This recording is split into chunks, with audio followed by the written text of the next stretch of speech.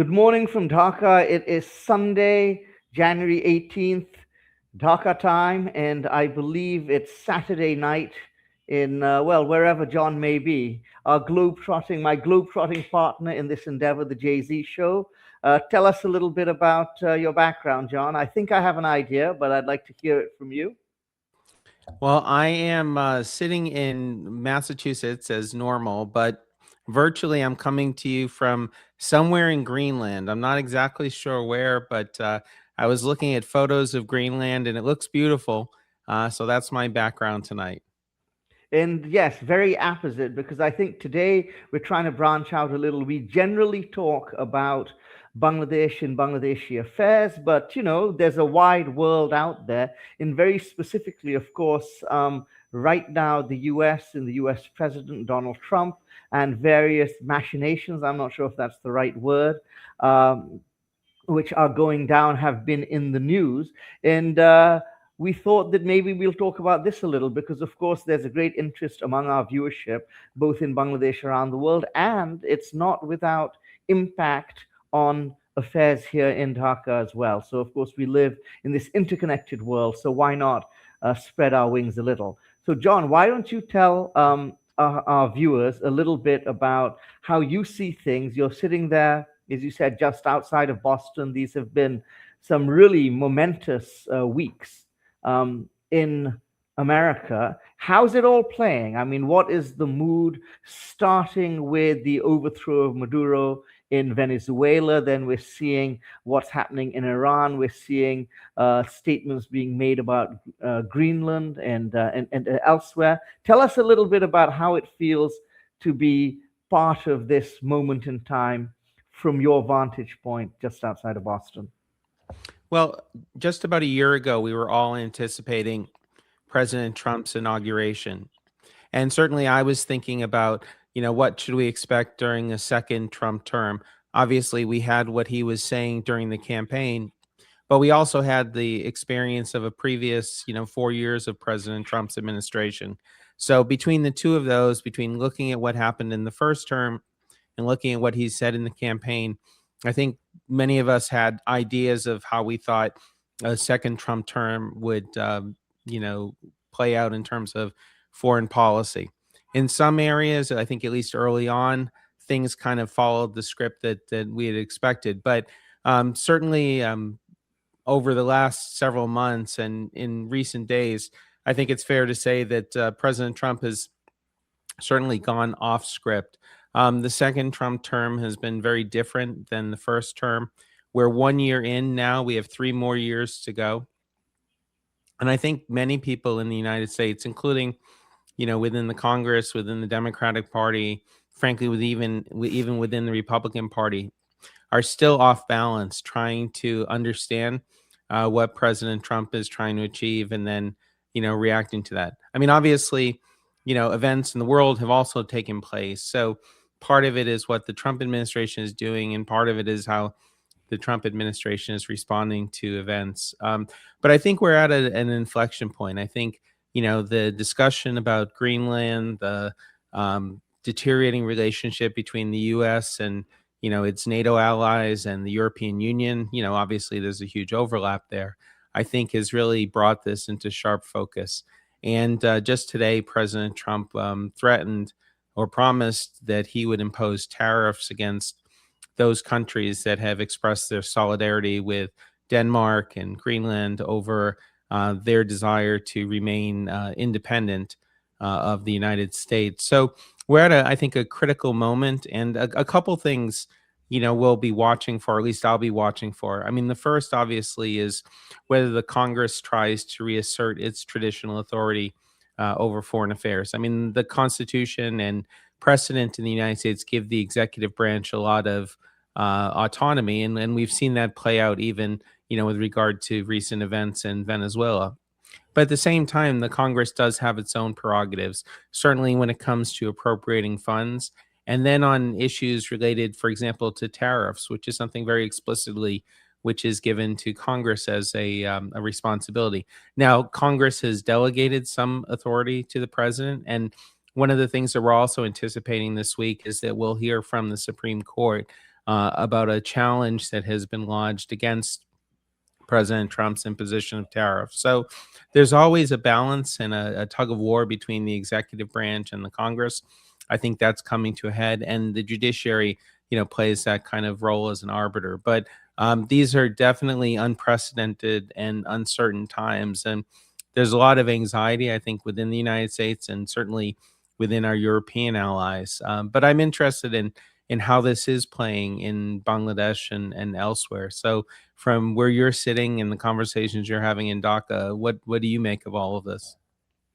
Well, I mean, it's interesting. You see, we of course tend to view things through the lens of our interests. So initially, there was a lot of anxiety surrounding President Trump's re-election because the thought process was that he had a very good relationship with Prime Minister Modi in India, and the apprehension was that uh, while Professor Yunus, who's heading the interim government, had a good relationship with former President Joe Biden, and and also long-standing ties with former President Bill Clinton and former Secretary of State Hillary Clinton, that that was really that the shift from Democratic to Republican power would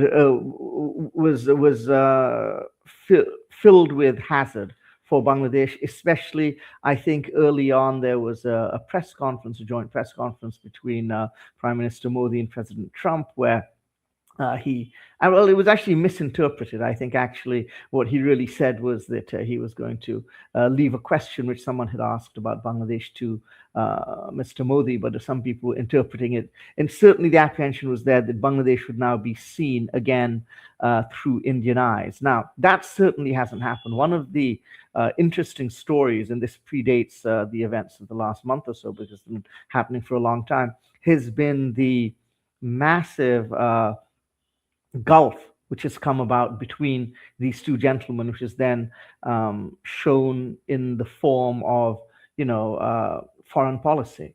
So from that perspective, people in Bangladesh are happy enough with sort of where things stand vis-a-vis the Indian-US relationship, because we think that will diminish Indian influence in Bangladesh, which is something people worry about enormously. Now, with respect to this latest these latest actions, I think there's a lot of we'll wait and see what does it actually mean for us, because I think no one really knows. On the one hand, Venezuela is very far away. The question is, I think at the end of the day, people are sort of more concerned with whether what impact will will this essentially this new bellicose foreign policy, which is being helmed by President Trump, have in Asia, specifically in the parts of Asia which touch upon Bangladesh. So what does it mean for Myanmar? What does it mean? Will he want to be more confrontational with China? And if so, what does that mean again for the countries in the immediate environment? So really, I mean, there's people are still waiting to see how this plays out, which brings me to my question I have. I mean, would you agree? Because I think even prior to the last election in November, and even in many ways going back to 2016, there were a lot of people who thought that Trump would be a uniquely dangerous president in that he would come to the presidency in a way no president had done before, in terms of how he envisions his power compared to the power of the other branches of government. And I think there are many people who said, no, that's overblown. At the end of the day, he is going to govern with restraint. He's going to be restrained by the office. He's going to be restrained by the Constitution. He's going to be restrained by the separation of power, which is inherent in the system you have in the United States. Is that something now people are beginning to rethink? Is there a apprehension that what we're really seeing is something very unique and something very unprecedented and unprecedentedly worrisome, both for America and then, of course, for the wider world? Yeah, so there's a couple different baskets I would put this in. I mean, first, President Trump has shown himself to be much more aggressive in how he's pursuing policies than he was in his first term. In his first term, Yeah, perhaps he was more restrained, whether it be by the bureaucracy or by the Congress. In this term, he's certainly acting much more unilaterally.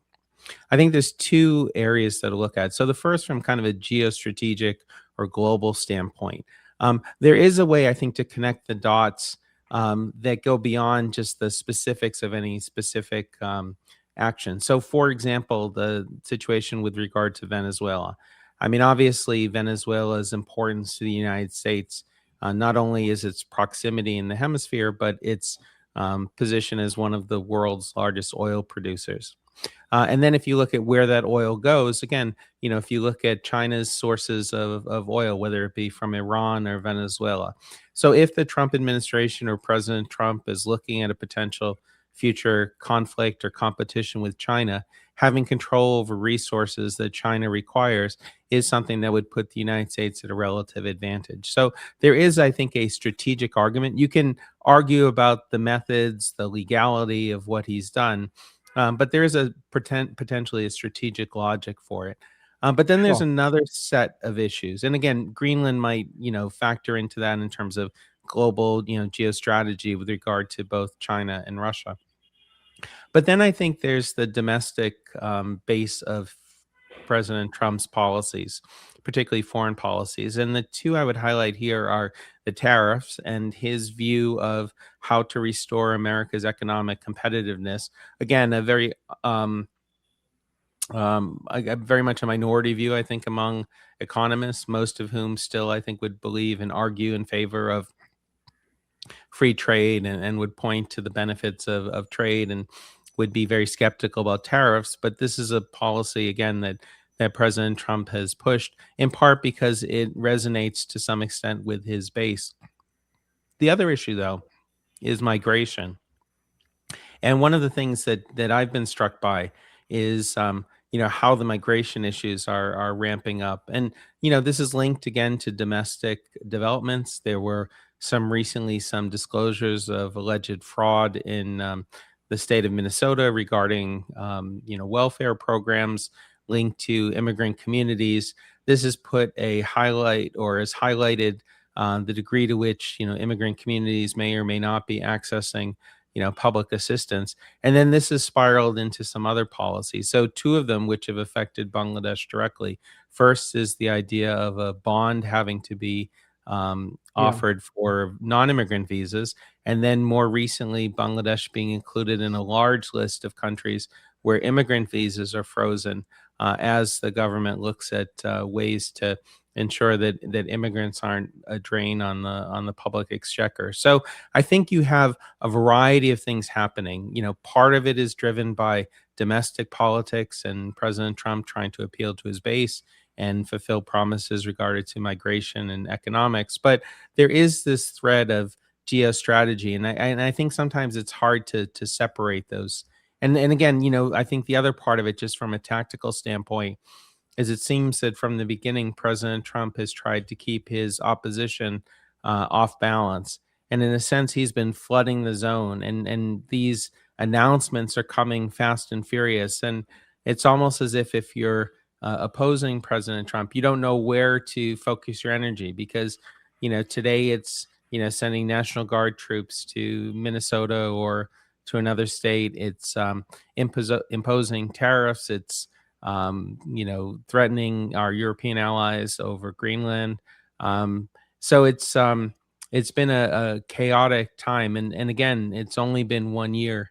Now, the pendulum, swings back and forth, and in terms of the U.S. political calendar, we will have midterm elections in November of this year. So yeah, now, we're just 10 months away, and most people predict that the Democratic Party will at least win the House of Representatives, if not the Senate.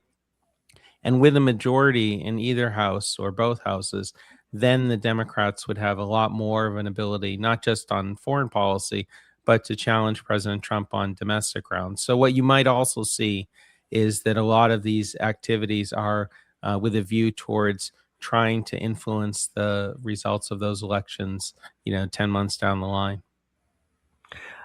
I think what's important to note, what President Trump is doing both outside the country and inside, is that while these many people or yourself or myself may disagree with many of his policies or think that that's not the right way to go about things, they are not without they're not without sense. I mean, you see, it all comes down to sort of a governing philosophy. So if you look at the foreign policy, I mean, I think President Trump's position is that as the preeminent superpower in the country, America can certainly get a better deal, and it can assert power, and it can assert influence far more strongly than it has been doing. I think since the Second World War, there has been a different um, there's been a different mindset at play. And while we may prefer a more multilateral approach for America and think that using soft power rather than hard power is ultimately not just in the US's interest, it's of course in the interest of the world as well.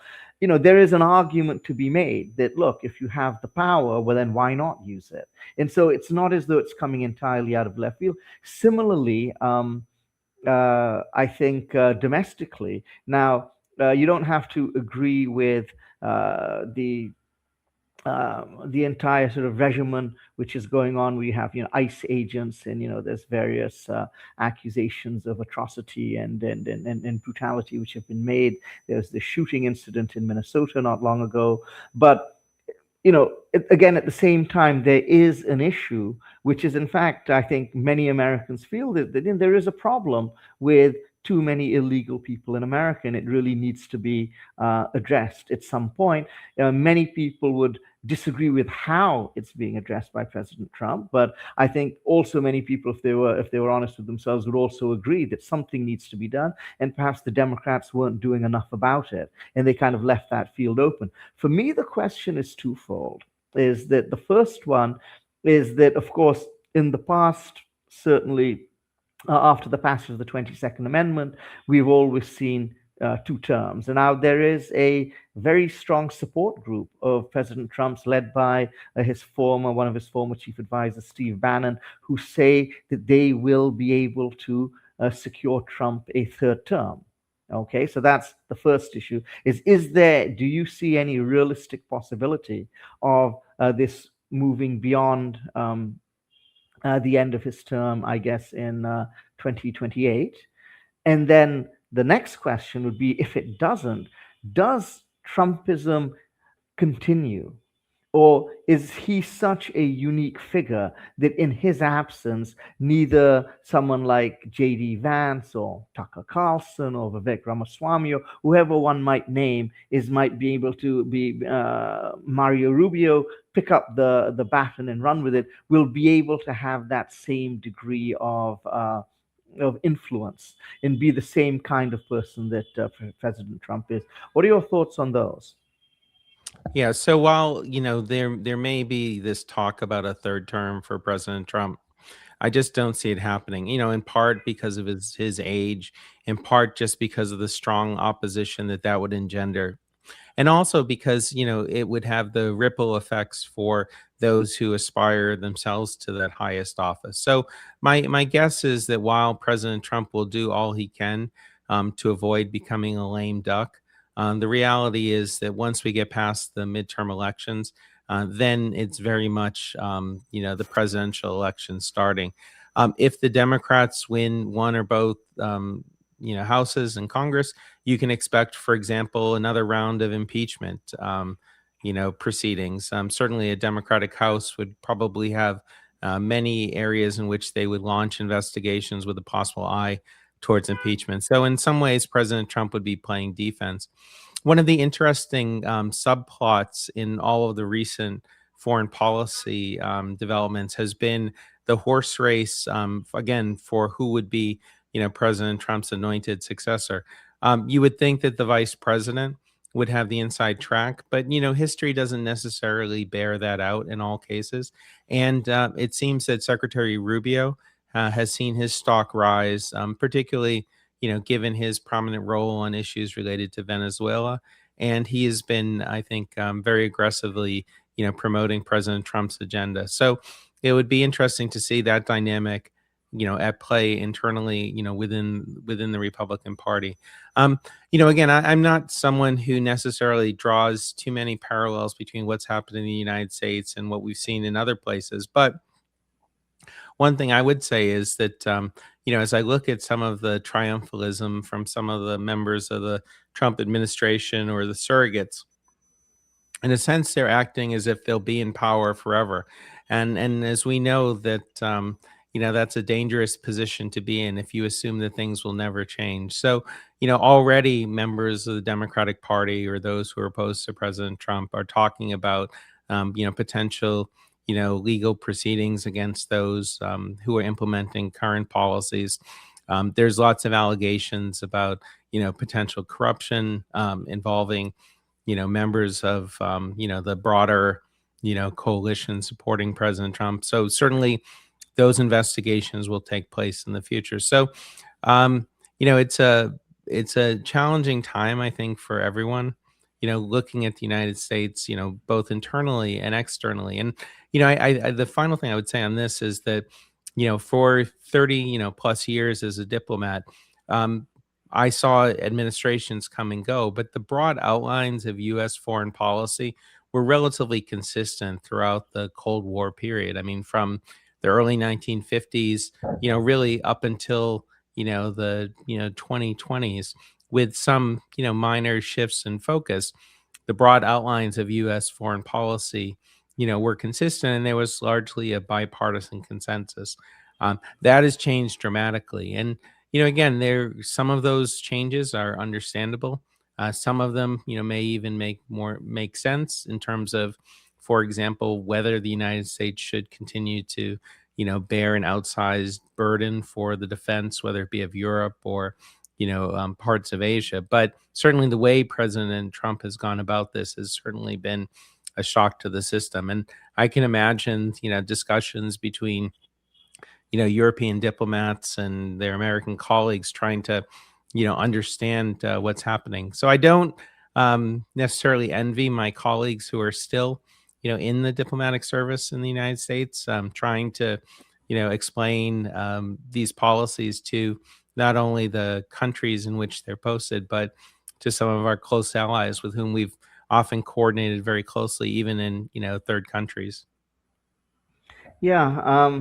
Well, one of the things, of course, is if President Trump is able to somehow repeal or circumvent the 22nd Amendment, which is the one which has been used to limit presidents to 2 terms, I think following the presidency of Franklin Roosevelt, that of course, that sets us up for the dream matchup in 2028, the one everyone has always wanted. Because then, if President Trump can run for a third time, that means President Obama can run for a third time as well. And so then we'd have a real heavyweight matchup. And then we're talking Ali Frazier. I mean, I don't know if, a real thriller. And, that would be very interesting to see, because, of course, you'd have these two different standard bearers for different visions of America, who certainly are both very popular. I think, I tend to agree with you, are more likely to see something like, I don't know, either J.D. Vance or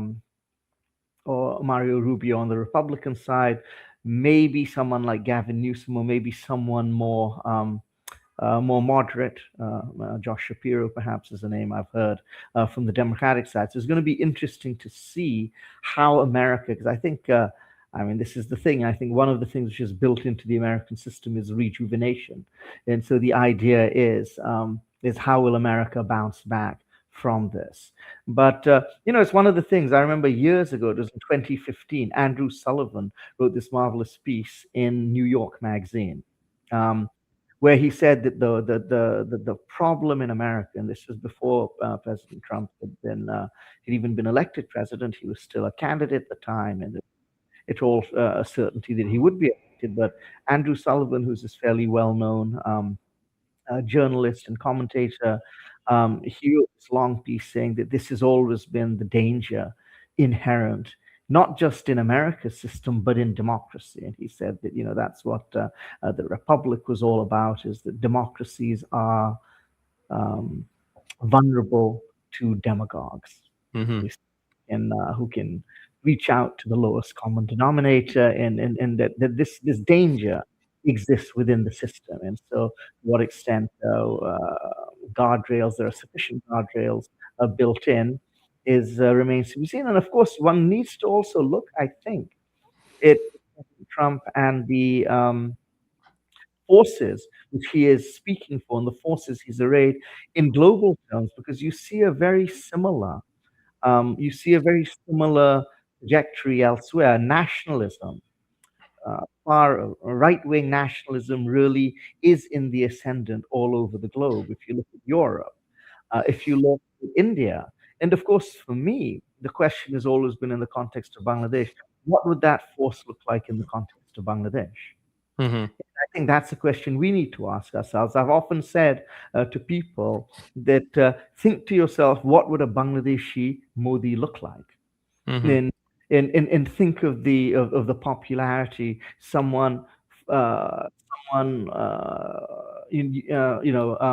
using that kind of message, of course tailored for a Bangladeshi audience, would be able to generate. And similarly, I mean, I think the dynamics are a little bit different, but similar. What would a Bangladeshi Trump look like? And I think that's a very interesting.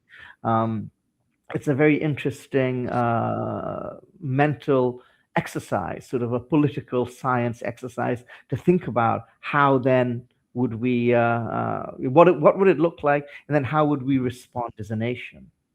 Mm. Um, Well, and well, yeah, again, I remember in U.S. politics, one of the most effective kind of campaign slogans was, "Are you better off now than you were 4 years ago?"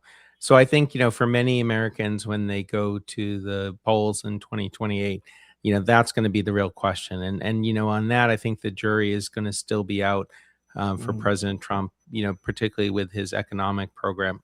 But the other thing, at least for US elections, and again, to think a little bit about Bangladesh's upcoming elections, for the US, it's really about turnout, who can get their base to come out and vote. And we have, again, by global standards, very low turnout. And again, I think in particular, young people who just don't vote. I mean, young people go to rallies, young people are passionate, but the statistics show that they don't vote. So again, looking at Bangladesh's elections, the one comment I would make is that if anything, Tariq Rahman is showing himself to be the anti-Trump in terms of his demeanor and approach. Again, very restrained, very responsible, very respectful, and again, I think very impressive in his own ways, but certainly not that kind of demagogic, kind of charismatic figure.